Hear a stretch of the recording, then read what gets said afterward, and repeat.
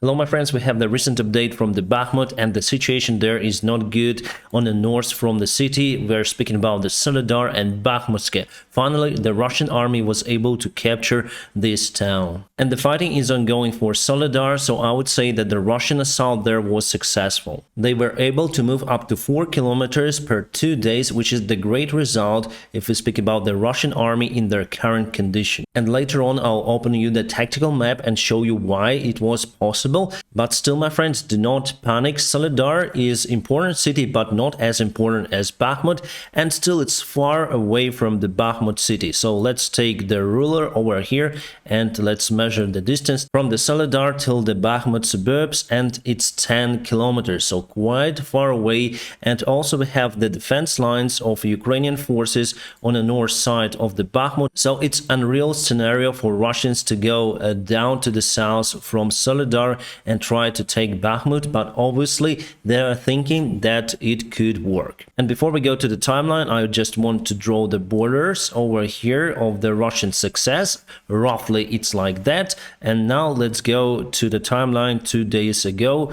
You can see that they've took quite a lot of land over here, and moreover Bakhmutske. It's kind of important village, but also they may take Soledar, I think, in a nearby future. They may go from this direction and also from the south surrounding this small town. But anyways, there are no any big roads, and as I said to you before, there is the river ongoing that divides this region, and for them it's quite unreal to cross it because we have the defense lines on the other part of the territory. So I expect that Russia may try to go westbound from this direction from Soledar, and after it go southbound to Bakhmut. So here we have the tactical map, and the main vector for the Russian attack is now over here, not in Bakhmut. They regroup their forces to attack from this side, and they're quite successful over there. They took Bihorne, they took Bakhmutske, and I would say roughly it's like that for now. This map was published yesterday, so I have to draw on something. And also we have just one single battalion from the Ukrainian forces that was responsible to protect this territory and still responsible for the Soledar. And that's why Russia decided, okay, Ukraine has many of the forces in Bakhmut and suburbs, so it's better to change for attack from the north direction. However, still there is no any big road, so they still have to cross the river and go from this direction using the main road, but still they have to cross the river over here, and still we have lots of the forces in the Bakhmut suburbs, and we also were able to build defense lines. So for them, I don't think it's a good idea. Maybe they will get Soledar under control, who knows, but it's not the main gain compared to the Bakhmut city. But the fighting is very hard in that area, my friends, and still they push directly to Bakhmut, and they will continue to terrorize Ukrainian forces.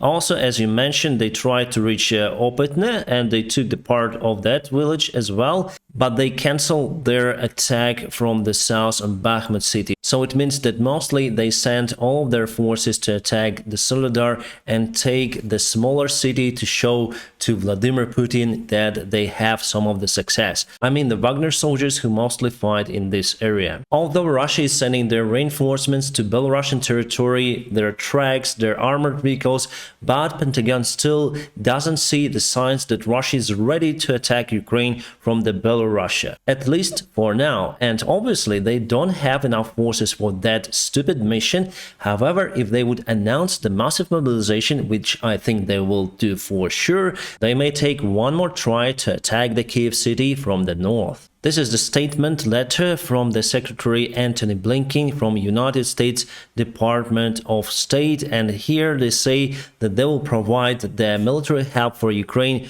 for the record $2.85 billion. And the Ukrainian army will have some of the new items in that list. For example, Bradley vehicles. I told you about it in my previous video, but today we have the official negotiation result. Totally we'll have around 50 of those vehicles, so together with France IMX-10 and together with German Marders, we'll have many more of the total number of the vehicles. And our General Commander Zaluzhny said that we need at least 700 armored vehicles for the successful attack operations. Also, Ukrainian army will receive the Sea-Sparrow rockets. Those are ground-to-air and could be used against the cruise missiles and drones. Those rockets are kind of old, but at the same time very cheap, and the United States Army has many of those. And the Ukrainian army already redesigned some of the air defense systems as books for them to use those Sea-Sparrow rockets. And the military support doesn't end on that. We'll have many more ammunitions, including HIMARS rockets, and I don't know about the new HIMARS systems. Probably will get that as well, and Patriot systems. My American viewers and subscribers, you may ask yourself, why do American taxpayers have to spend the funds to supply the weaponry to Ukraine? Ukraine is far away.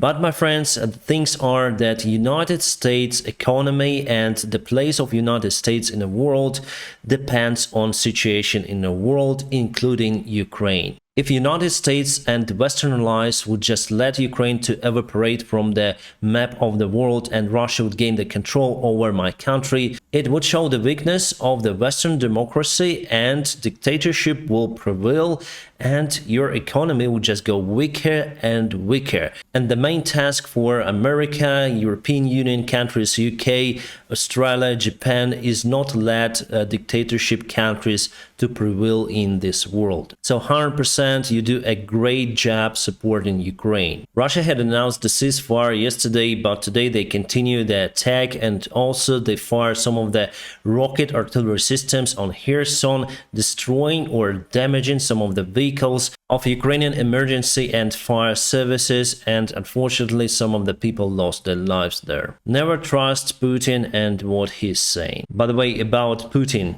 just look at his face.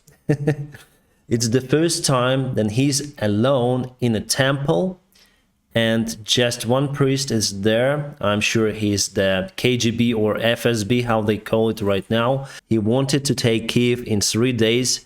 Now what he has is just this ugly pine tree or New Year tree.